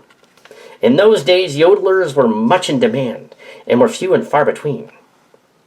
Our orchestra was in play from 6 p.m. to 9 p.m. to an elegant restaurant where a special stage had been designed and made for orchestras. It was quite high and off the floor. My contract called for me to be the singer, and I was to take a lot of my own music with me. And also, it was my contract that I was to play the violin when I was not singing. We were told the orchestra was to be paid every week for over a 3 weeks engagement, or about $300 a week, which was to be divided among us, and my salary was to be $35 a week, plus train tickets, hotel accommodations, etc. So he wanted me to keep it all of the 30. So if I wanted to, I could keep all of the 35 for expenses, and thus was the same pay I had been getting at the office. But it meant far more to me as when I dreamed of doing as long as studied so long for also. The orchestra members were to meet for the first time at the Union Station in Chicago at the ticket office. When I arrived at the station, it was easy to tell what the others were, as there were musical instruments with them and briefcases with them. This one yodeler did not carry an instrument. We introduced ourselves to each other, and the manager of the company handed us our tickets. We were pleased to see what we had first cast Pullman tickets, entitling us to a berth, and we had to ride all night on the train. As soon as we arrived in Tulsa, we were taxied to the hotel and told to show up for rehearsal at 10, and we had to get a program set up for the same evening. The restaurant was a separate building, but was part of the beautiful hotel complex, and we met for the rehearsal. We got to meet the owner who had hired us. It was my first engagement, but I was happy to be singing and playing violin when people were eating. I had always felt that the audience should listen when I was working. But the pianist, who was a girl from Minnesota, said it was a big mistake to feel that way, and she had to get over it, too. She had her first job playing the piano at an Edelweiss garden, where beer was served, and she thought it was terrible to drink beer. She gave me some good advice by saying that, too, when you get to a contract for an engagement, even if it's not according to your ideas, you should just put your pride in your pocket and be glad you have the job. After the first few nights, we felt our music was becoming increasingly more polished, and the eaters seemed to like us. The star of the orchestra was really this plain girl who yodeled. She didn't dress as nicely as we did, but when she got out to yodel, she was the whole room before us, not only eaten, but also eaten out of her hand, and her applause were tremendous. Had we been so inclined, we would have been jealous of her reception. Each evening became more obvious that she was the star, and we just had to like it. Estelle Fries wrote to her folks about a meeting at one of her gigs back in the 20s. This meeting was similar to many meetings of the time, and she went on about the musical circuit. Here's another one. Yeah. Estelle Fries wrote to her folks about a meeting at one of her gigs back in the 20s. This meeting was similar to many meetings of the time. Estelle Fries wrote to her folks about a meeting at one of her gigs back in the 20s. This meeting was similar to many meetings of the time, as she went back on about the musical circuit. One meeting while walking across the lobby of the hotel, I noticed an elderly gentleman sitting by himself over by the windows. As I approached him, he beckoned to me to come over closer, which I did. He then said, "Are you with the orchestra next door?" And I said, "Yes, I am." "Would you do me a favor?" And I said, "Well, it depends on what it is. But if it's something I can do for you, I'll do it." "Would you please play and sing for me, 'Silver Threads Among the Gold'?" I looked around and noticed that there was a nice piano in the lobby, and also those were the only people in the room. I said, "Sure, I'll be glad to play and sing for you." As soon as I sat down at the piano bench, I turned and said, "Now I'm going to sing and play 'Silver Threads Among the Gold' just for you." I sang one verse and then the chorus and put everything emotionally into it that was in me. You might say I sang my heart out. And when I finished, I turned and looked toward the old man, and tears were streaming down his cheeks. I just quietly walked out without a word. It was the first time somebody cried when I sang. A few days later, a little boy came up to me in the restaurant and was coming down the stairs, and he said he was 9 years old and was taking violin lessons. He importantly informed me that I was not holding my violin right. He said, "My teacher said it's supposed to be held a lot higher and not sloppy." After the message, I became more aware of the fact that maybe I was getting sloppy, and I'd better watch it. When I wrote to my parents later that evening, I mentioned the two experiences I had meeting people. I said, "So far, I've met only an old man and a little boy of 9 who cried when I sang." The old man cried. The little boy didn't. Here is another letter. "Hi, folks. I thought it was time for you and your faraway daughter. You've been interested to hear that the evening dress I bought in Grand Rapids, the one I paid $50 for, is creating quite a sensation. The others in the company tell me that it's way too good to wear in this business, but I can see why. I bought it to wear, and I'm wearing it. Could be that they're jealous. I thought you would be interested that for the first time in my life I met a real count today. I've always wanted to meet a count, and here's what happened. It seemed there's a real live count on our circuit, and we understood that he'd been there for the hotel, and we would meet him. Well, we got into the lobby, and there was a very insignificant-looking man ready by the window. I wouldn't give him a second glance, and do you know that was the great his nibs, and after we met him, we were all pretty disappointed. He's a famous lecturer, and he doesn't look at all like he knew beans, as they say in Michigan. It must be true that you can't judge a book by its cover. That makes me think I had to laugh today. You know, I had to play second violin to the orchestra and sing in the solo and soprano parts. And the girl who plays the first violin sings alto. After our concert night, a little boy came up to me and he said, "Do you know that I like to hear you sing, but I've tried and tried, and I couldn't hear you play the violin at all." He was about 10 years old, so that is how important my violin playing is so far. I've been an old man, a boy of 10, and not counting the count, it really didn't count at all. I'm beginning to wonder where all the men in between love Estelle. Estelle Fries was lost in a big city one day in the same year and came across a man named Eugene Brown, who helped her find her way, and they fell in love. And then they were married and had 2 children. Estelle Fries Brown went on to play in the early days of radio, and was on the playbill with a famous personality named Kate Smith. Note that's, yes, Kate Smith of God Bless America. And that she was actually, yeah. And that's barely mentioned in here, by the way. Yeah, she barely mentions that. She didn't, yeah, weird. But yeah, she barely mentions it. Here is one of my stories, which doesn't seem to be in my book for some reason. But I'll include it now. One day, while on the Chautauqua circuit, I happened upon a famous person who I was going to headline with. I was going to be the person that goes on first. He's going to go on second. So new talent was put on first, and I was going to go on second headline. So I come up to them, and the agent man is standing there, and there's just this lady in the finery, and she meets me. She come up to meet me, and she comes up and she says, "Hello, you are Estelle Fries. I am Kate Smith. Pleased to meet you. Miss Smith. I've heard you're on the radio." "Well, now you get to hear me in person. Understand your opening for me." "Well, kid, break a leg." "Thank you." Yep. Kate Smith.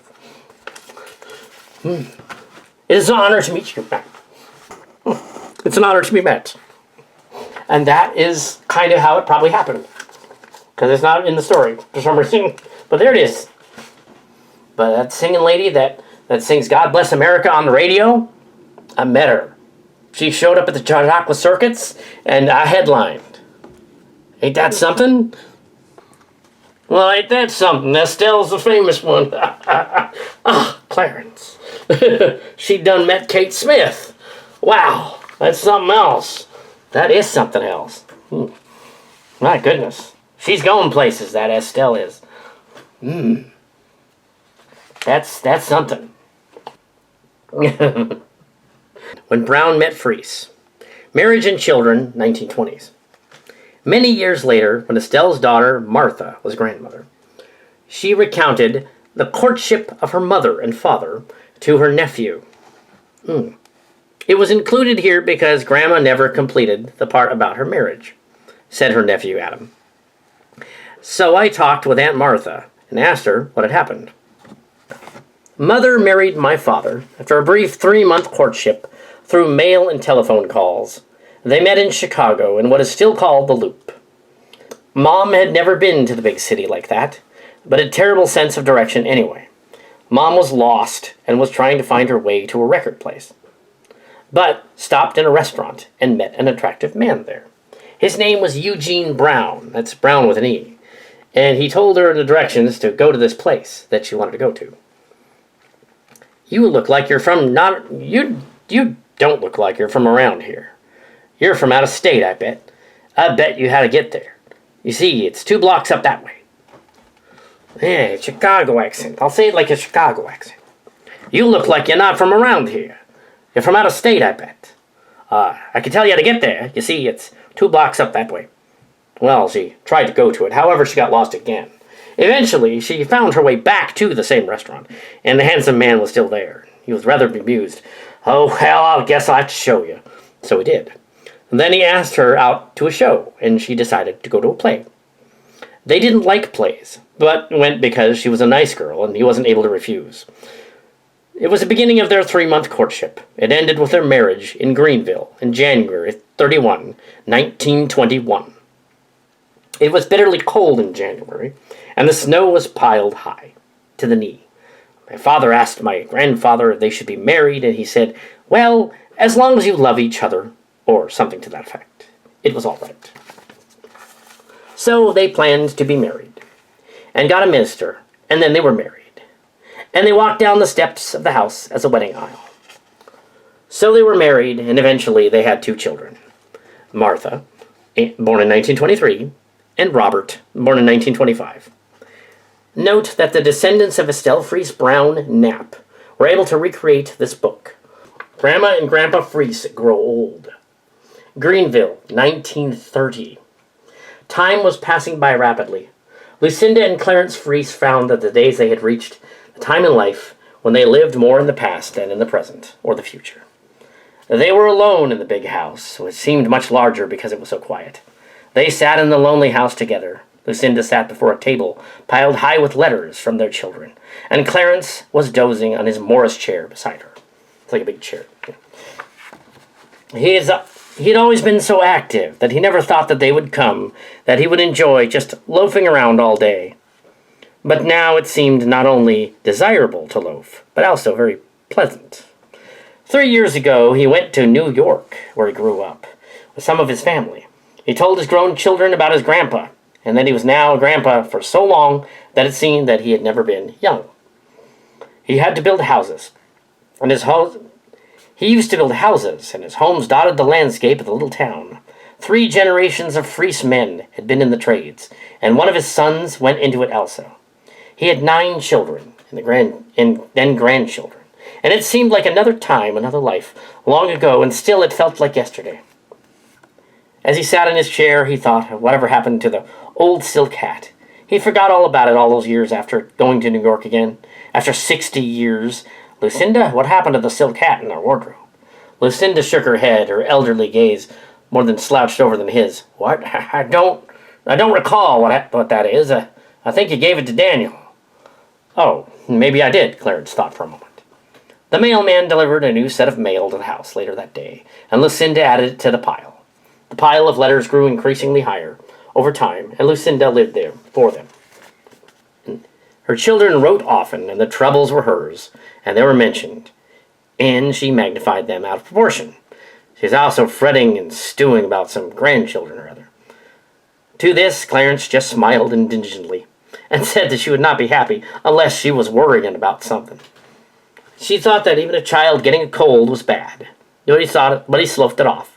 She fingered through the pile of letters, dug down into the bottom of the huge pile, and smiled as she recalled how old the letter was, and wondered why she saved it. As she sat, wow, that's a tongue twister. As she sat, thinking about the children, she recalled the various stages they lived through. The family had 9 baptisms, 9 confirmations, and 9 had joined the same church. The family had 9 high school graduations and also 9 weddings, of which it created quite a flurry. Lucinda thought, when the children were small, that it would be nice if they grew only a little bigger. Her health had been so poor that she had prayed to see each one of them grow up. Then, this had been accomplished, she had hoped to see them all married. She thought if the children were all married and all had homes of their own, she would be able to sit back and relax. She thought that once this happened, her blessings were no longer deferred, but had become a reality. Always in her mind, she'd been reaching for something she didn't know. It was a goal, not a set one. It was elusive, and she was always hoping to reach it someday. She wondered just what was the best years and couldn't quite make up her mind. She had accomplished all the things that she had set out to do, because the children were all married and living on their own. She began to rethink the best years, that they were all home, small and under her feet. She wondered how she had lived through the war years of World War I, and she was very grateful that the 3 blue service stars in her flag had remained blue, and that the 3 sons that she represented all had returned home. She wondered why she should have been so blessed when she knew of one of her dearest old friends had lost the only son she had. She again fingered the letter she had saved for so many years, and read it again with a smile on her face. The letter was from about 1918. Oh, yeah, one of the husbands was one of the boys was gassed. It was Roy. Roy was in World War I in the trenches. Yeah. I don't think this is from him, though. Dear folks, it had said, this is to let you know that your sailor boy is seeing the world underneath a big battleship and not on it, as we are painting its underside, and I'm helping to do it. It's a long way from seeing the world like I planned. I had quite an honor conferred on me last week. I want to tell you about it. I played the violin at a big banquet, and afterward an old lady came up to me and said, "Son, I've enjoyed your playing so much. I want to give you a present. Here is my address, and which is convenient for you to do so. Please come and call on me and have something I think you'll like." Well, the first leave I had, I went and hunted out the old lady. And when I found the place, I was so surprised I was about to fall over, and I figured it must be a joke or something. The house turned out to be a mansion, and I do mean a mansion. I had my GOB uniform on, and I didn't know what to do. You know, there are places in the United States, believe it or not, where they have signs posted that say, "No sailors or dogs can step on the green." Well, I walked past that place about 5 times back and forth, and finally, I got enough courage to ring the doorbell. Sure enough, a butler greeted me. It's the first time in my life I've ever greeted by a butler. He took a few looks at me and said, "Your name, please?" And when I told him, he never changed expression. He just said, "Madame is expecting you. Follow me." And when I felt kind of foolish, as I was in for it, I just followed him, and he ushered me into a great big room filled with gorgeous furniture. Way over in the corner was this little old lady. She looked awful small in that great big room. She came over to me, and we shook hands, and then you should have seen the class she had when she served what she called tea. It was a He-Man lunch, and I wasn't too nervous to fill up. Then she brought out an old-fashioned violin case and opened it, and she gave me a beautiful violin. She said, "This is real old, over 200 years old. It's been in my family as long as I can remember. I'm the only one left now, and I have no use whatsoever for this violin. And I thought one day I would give it to someone who might appreciate it. I know you play, and I know you'll appreciate it. So here it is." She just gave it to me like that, and boy, is it a beauty. I knew you'd be glad to hear about it. More news next time. For your sailor boy Roy, with love. Incidentally, this particular violin, I think that one was stolen, but he got another one later. And the other one later was from the 1900s, and we still have it somewhere. So, yeah. So that one's still around, but the one the old lady gave him is gone. Yeah. Just, it's somewhere. I think the sister has it. Anyway, so yeah. As Lucinda finished reading the letter, she began to realize what a long time ago it was since the war, and all the things that had since transpired. She wondered whether other people thought she looked old, and suddenly realized that now she and Clarence were the old folks themselves. The children's grandparents had long since departed this world. She thought about the mark Amanda and David Freese had made on them and the others. Then she felt as though her father and mother, Pastor and Mrs. Smith, were in the same room with her. Whether she thought about her father, the pastor in the same church for over 60 years, and recalled the times that he offered $5 to anyone who could read the Bible all the way through. He read it through many times himself, and shook his head sadly when early years he had only paid out the $5 to 3 people. He took their word for it when they collected the money by saying they had finished reading.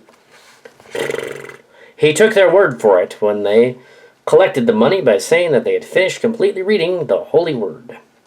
Yes, he'd been a good man and a dear one. Lucinda's thoughts were reverting to the big event in the near future where she and Clarence would have open house. The whole family were expected to come from far and near to the golden wedding anniversary in 1932. Big plans had started for the great event of her life, and she wondered if the 2 brothers, Tom and Harry, and 2 sisters, Grace and Maud, would be there, and had so many years since she had seen them. They were all still living, and Grace had written that she and John could be coming. For the second time in her life, she was going to see her older sister, Maud, and her husband. She visited only years before their little log cabin in the far north. Maud, her sister, had been married 50 years, too, as had Grace and the other sister, and John. And she thought of her brother, Tom, and how she had met him. And dear Tom had been married for 40 years and had raised 5 children. And the thought of her golden wedding anniversary, she was glad that the house had been so well taken care of. Clarence had dug and cemented the goldfish pond at one side of the house, and he had built benches and carved stocks in his spare time. Clarence had dug and cemented the goldfish pond at one side of the house. That's still there. And he built the benches and carved stocks in the spare time. He was quite proud of the way it now looked, and it was planning to buy rosy ramblers for the rose arbor built above the center seats. As Lucinda Freese thought about her past, and she'd been doing a lot of thinking lately, she thought about her brothers and sisters. Lucinda Freese recalled the many visits of her minister brother, Harry Turner. Harry had many pastoral assignments, and with them many hardships. A minister's salary was extremely small, so he had to supplement his income with foodstuffs from the parishioners, including bags of produce, flour, and potatoes. He used to tell Riley of some of the missionary barrels he had received from his family, and of the dear pious ladies whose souls benefited in their donations. Some of the barrels contained shoes that didn't fit the former wearer, and fantastic dresses with feathers and furloughs, and other outdated clothing. He and his wife wondered what they were supposed to do with them. He unfailingly acknowledged the barrels with a very courteous letter, whether he could use the gifts or not. Okay, the years had taught them all that a minister's life was not an easy one, and called for a deep and abiding faith. The children grew up having known him from brief visits, and some even made letter poems for his congregation. As for her other brother and her sisters, she couldn't recall what became of them. Tom eventually stopped writing, and nobody knew what happened to him. Oh. Even though Harry kept writing, and his children did also, he didn't indicate that anything happened to Tom that he knew of. She assumed eventually that he had passed away. Maud, one of her sisters, who she met only once, had passed away. Harry notified her in a letter. The most interesting of her siblings was Grace, who she only saw twice, since she met her once in 1890, and then again after all her children were born, and all of them grown in the 1920s. To her recollection, Grace was still living, and her children had children as she had. They lost track of one another in the 20s, and never reconnected. She hoped that Harry and Grace were all right, wherever they were. The reunion of the Freeses. Greenville reunion, April 1932. April 19, 1932 was a special occasion as the Freese household because it was the date of Clarence and Lucinda's golden anniversary. It was springtime and the trees and flowers were in blossom, and the scents and sensations of spring and bloom inspired thoughts of renewal. However, in the quiet neighborhood where the Freeses lived, though the thoughts were more turned to reunion and reminiscing. The children had come home from far and near, some of them bringing their own children. They helped out in the preparation of the special event, setting up the house for the company, and Roy baked the cake, but he didn't make the cupcakes. The grandparents bought the cupcakes, but didn't have money to get very many. They didn't have a lot of money in their advanced years. 8 of the 9 children came to the party, and some of them had children. The elder Freese grandparents delighted in being with their grandchildren. Daniel and his wife Edna came with their son Edwin, and Lee and his wife Sue came with their daughter Dora Faye. Roy came with his wife Georgia, and he didn't have to travel far because he lived in Benton Harbor, Michigan. Behind them, Mary Lucille came with her husband all the way from Chicago. His name was Lee O. Nelson. Behind them, Mary Lucille came with her husband all the way from Chicago. Her name was Leo Nelson. Olive Lillian came, but with her son and daughter. Her children were adopted.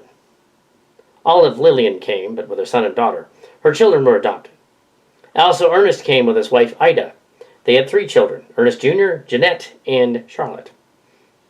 Finally, Estelle came with her husband Eugene Brown and her children Martha and Bobby. They also came from Chicago. When Estelle Freese Brown and her family arrived, her brothers and sisters were there. It was a big event to see the folks all back with the golden anniversary, so everyone was invited. Elva wasn't there because she had moved to Washington State, out west, and was not able to attend.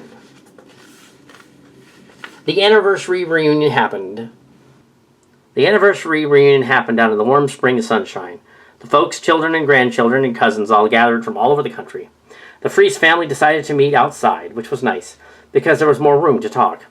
Conversation was something the family did quite well, and the chattering continued for a long time. The cakes and cookies were set out, but the old folks, Grandma and Grandma Freese, shooed away the children from them. Each one of the little cakes all had 50s made of frosting on them, so they looked quite tempting. "Those cupcakes are for the adults," Lucinda told them. The cupcakes cost a lot, and since they didn't have enough, they were for just the adults. They seemed to be grossly unfair to the younger children. Little Martha Brown, who was 9, didn't like that idea and complained, "Why can't I have a cupcake?" It was no use. There was no way she was going to get one. That's Martha. That's Martha there. Little Martha Brown, who was 9, didn't like the idea and complained, "Why can't I have a cupcake?" It was of no use. There was no way she was going to get one yet. And this is actually the future Martha Mossberger. This is Aunt Martha. No. Incidentally. Yeah. The family prepared The family prepared fine decorations, and Roy prepared the catering and the cake. It was a nice big cake with chocolate frosting on it. And also it was to be separated into small amounts, as everyone could get some. Martha and her little brother, Bobby, didn't know why the cake wasn't for the children, and their cousins didn't get any either. Bobby was only 6, and really wouldn't recall anything about the cake at the party. Having been used to having lots of children around, the elder Freese grandparents knew how to keep their grandchildren in line. The family talked and shared their stories with each other, and had a grand time. For some of them, it had been a long time since they got together, and so they had a lot to catch up on. And the particulars of what they talked about have been lost. The reunion ended, and the family went on their separate ways. Note that this was recreated using accounts from Estelle's children, Martha Mossberger and Robert Brown, over 50 years later, and isn't known if Harry Turner was at the reunion or not.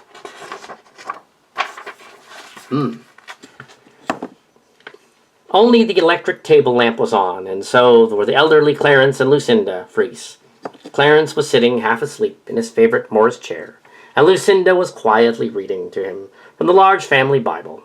Surely goodness and mercy will follow us all the days of our lives, and I shall dwell in the house of the Lord forever. She closed the big heavy book and looked over at Clarence, wondering if he was asleep or playing possum as usual. Once again she picked up a letter, and she received the day in the mail from her grown-up Estelle. Estelle seemed to be more and more like Clarence's long-dead sister, for whom she was named, and Lucinda pondered the first 2 lines of the long poem, which she had already read twice. Dear old home standing in the sun, and you're ever lonesome as each day is done. Lucinda cried softly to herself, as not to disturb her husband, who was so quiescent.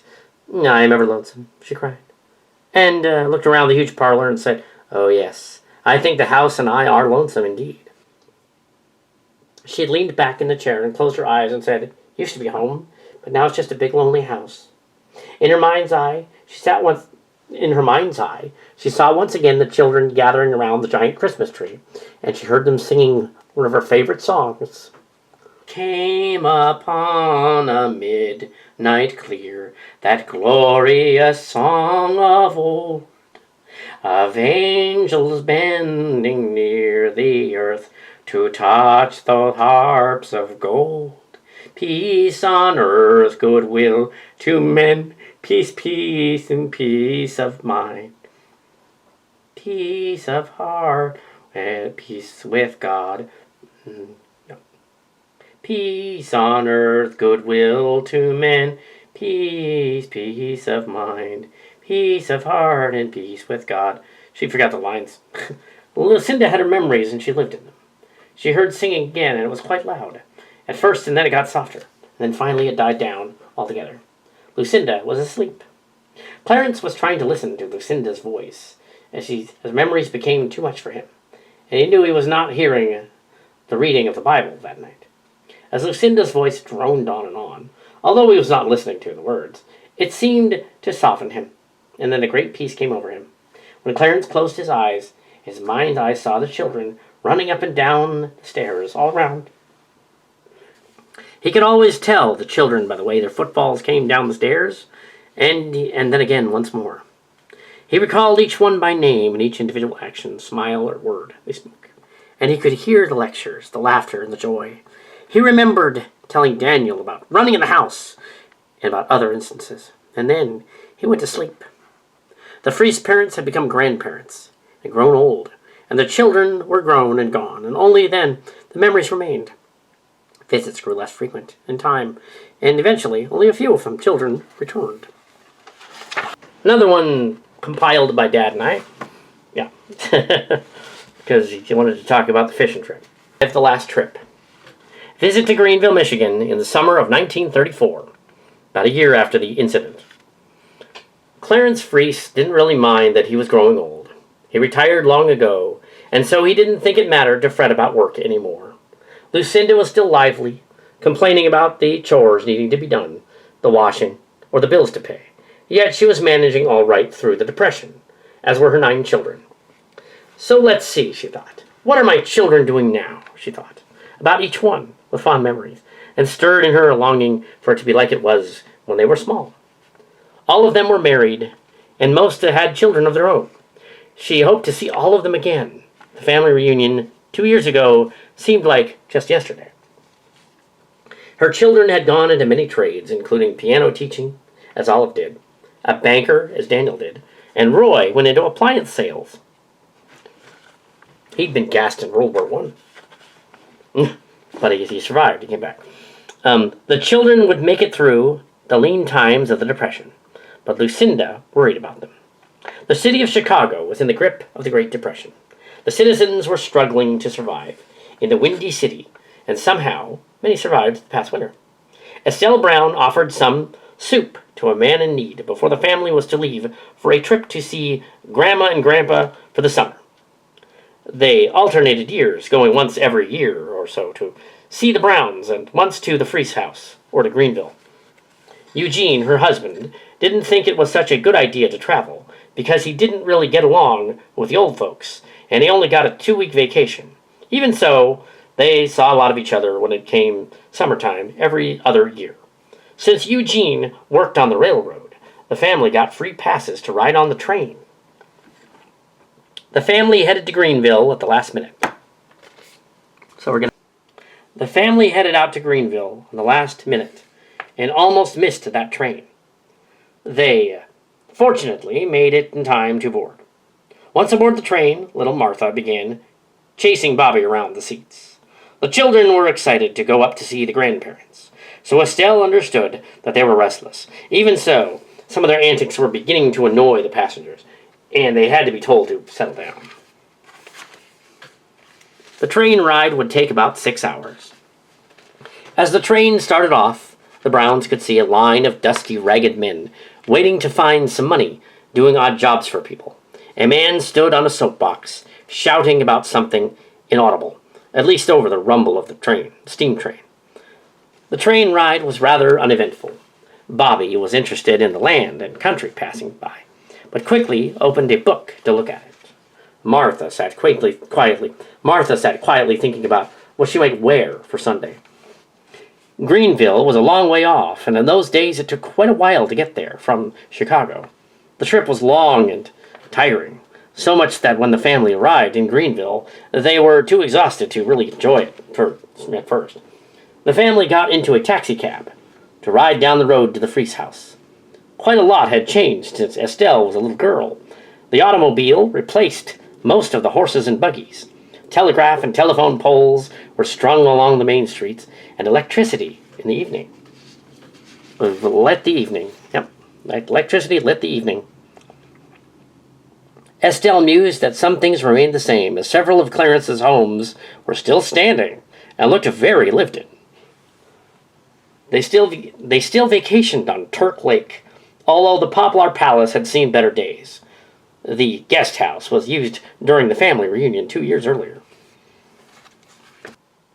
As the cab pulled up to the old homestead, the engine sputtered noisily. The exchange of cash for fare money was done, and the bags unloaded. Estelle felt a wash of emotion, seeing her old home, and smiled. The brick siding needed paint, and the yards were getting a little scraggly. A bee flew in by as they walked up the porch. Clarence still kept them, despite complaints from the neighbors over the years.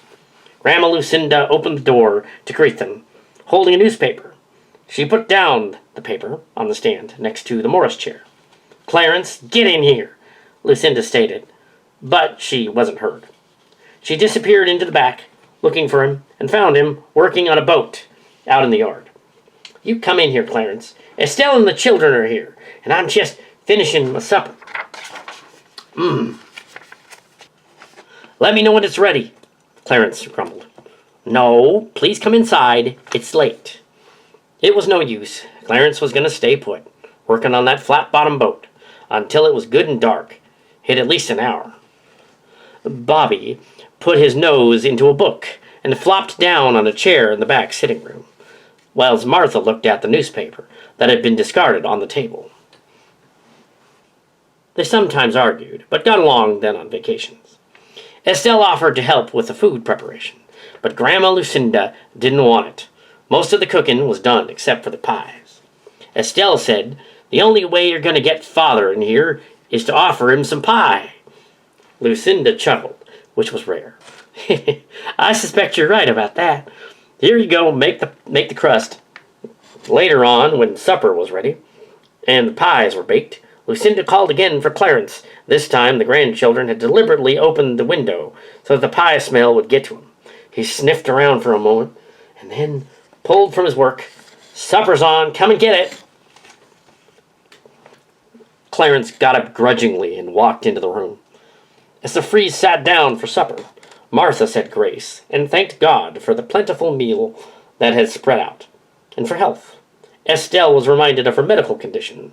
The Frees family and their descendants were willing to give the hungry leftover food that they had if they needed it. But that night they were famished, so there was nothing left over. 3 generations sat at the table that evening. The next day, bright and early, Bobby got up at the sound of Grandpa working again on his boat. Grandpa made boats sometimes. Grandpa made boats sometimes and rowed them on the lake. He liked to make boats, and now that he didn't do carpentry for a living. One time he told Bobby that the key to sawing wood was soaping up that saw and then cutting it. "Fresh wood tends to stick," he said. That morning, Grandpa handed him a can of bent nails, knowing he knew what to do with them. Bobby took a wood block from the ground and used a hammer to straighten out those nails. "Never use a brick," he advised, "as it will not work so well and might ruin the nail."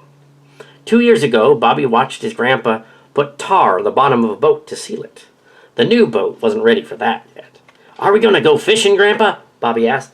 "We always go fishing, Bobby," he smiled. The boys set out on a fishing excursion using one of the boats that was already finished. They went down to the lake where the boat was moored at the dock and untied it. Bobby put the oars in inside and climbed in. It wasn't long before they rowed out into the quiet lake, and all they could do there was the sounds of nature. Birds were singing, which was nice, but also mosquitoes were buzzing, and they didn't like that. Grandpa caught a bullhead, which was a lake fish with stinger-like horns. He said not to touch the horns, but it stung him. Since he wasn't one to swear, he just grumbled as a red mark appeared on his hand. Then he put the fish in the pail for cleaning later. Bobby knew about the lake bottom fish, including the bullheads, which had skin and scales, the pike and pickerel. Even so, Grandpa thought to mention the kind of fish as he cast out the lures to catch them. Fishing lures were usually worms or something pretty or shiny to attract the fish, but Clarence added flair to his.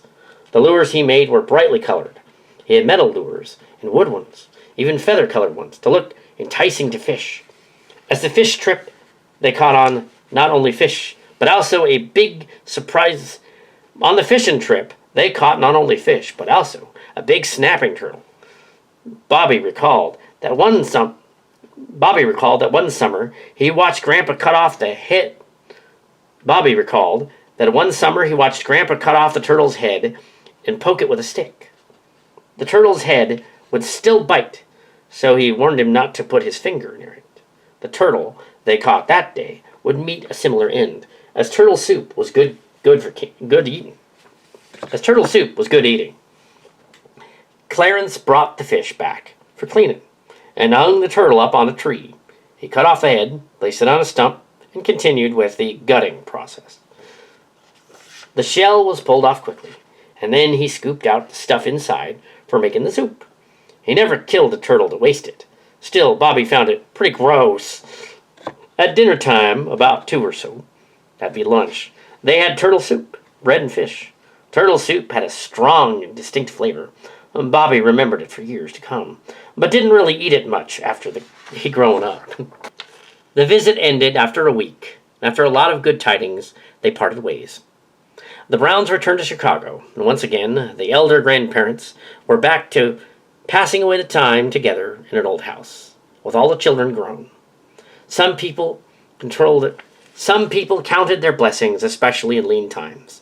Greenville grew from a small village to a small city, and time marched forward in relentless abandon. The Freese family at first may have had their blessings deferred, but for the descendants of Clarence and Lucinda, spread out all over the country, they had their blessings attained. Note that this was created from events Robert Brown experienced as a child at 9 in Greenville over the summer of 1934, and was recreated by his son Adam, Grandma Estelle Knapp's grandson. And also, Dad wrote that when he was dying. He wrote that story when he was dying. They had the cancer. He was dying. And he wanted to write about the Greenville, because he heard about Grandma's book we were putting together. So he wanted to have that to it. So we got that little story and stuff in there. Okay, now we're going to cut to, because it's in the same universe here.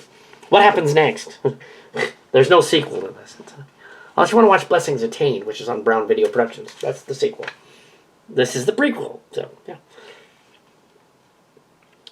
Freeze memories, 1930s to 2003, when the book was written. The Freeze family continued through the stories they told their children and grandchildren. Just as it is for most people, for all the innovations lived through in the past century. People remain the same. Societies change and grow and do not change. Disappear. Greenville continued to grow long after the impact of the Freeze family passed into memory. In 1935, Estelle and her siblings learned that their father Clarence had a long-going medical condition he hadn't mentioned, because he didn't take much to seeing a doctor. Evidently, it was some sort of malignant tumor. Clarence Freeze died of cancer in 1936. He didn't believe in going to see a doctor, he didn't believe to go see a doctor, and sat on his condition, which nowadays would have been treatable, even curable. But that might not have been. He was proud and opinionated to the end. Lucinda no longer wanted to live in such a big old house, so she lived with some of her children until they could find a place for her. It is not clear how many children boarded her, or for how long. In 1953, at Lucinda's 90th birthday celebration, the family got together for a picture. Lucinda and her children gathered round to have a photograph taken. She could barely recall her wedding picture and knew of her baby picture from when she was 3, and Estelle kept, but didn't recall being there for it. By the 1950s, pictures were done differently. You could actually smile in pictures. Lucinda passed away at the age of 96 in the year 1959 in a care facility. 96. Dang. Wow. Her granddaughter, Martha Mossberger, she got married after the war, World War II.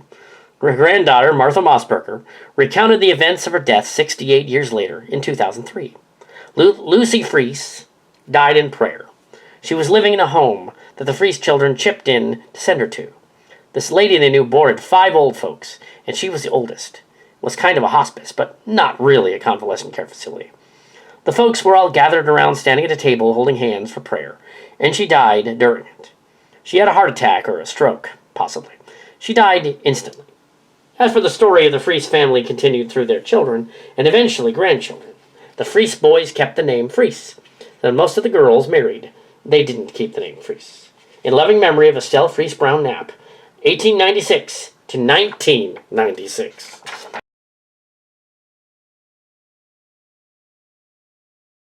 I raised my saddened heart. He knew its sorrows, bade its doubt depart. Be not afraid, he said, but trust in me. My perfect love shall be shown to thee. And then with lighted eyes and willing feet, again I turned my earthly cross to meet. With forward footsteps turning not aside, for fear some hidden evil might betide, there in the proper anointed way, listening to hear and ready to obey. Across I quickly found of plainest form, with only words of love inscribed thereon. With thankfulness I raised it from the rest, and joyfully acknowledged it was the best, the only one of all of the many there.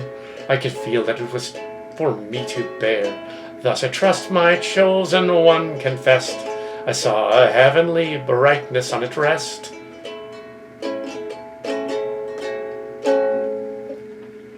And as I bent my burden to sustain, I recognized my old cross again.